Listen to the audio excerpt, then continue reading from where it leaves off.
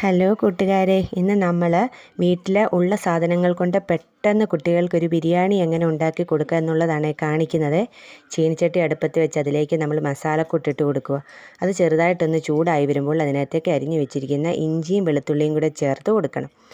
അത് ചെറുതായിട്ടൊന്ന് മൂത്ത് വരുമ്പോൾ അതിലേക്ക് സവാള അരിഞ്ഞിട്ട് കൊടുക്കുന്നുണ്ട്. ഇതിലേക്ക് അല്പം ഉപ്പും കൂടി ചേർത്ത് കൊടുക്കണേ.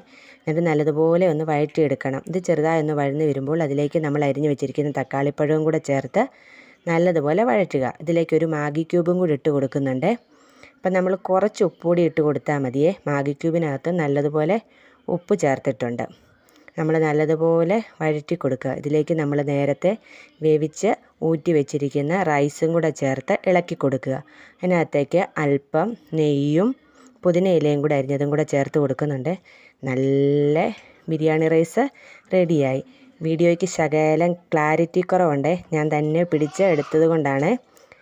ഈ റെസിപ്പി ഇഷ്ടമാകുകയാണെങ്കിൽ എല്ലാവരും ഒന്ന് ചാനൽ സബ്സ്ക്രൈബ് ചെയ്ത് സപ്പോർട്ട് ചെയ്യണേ.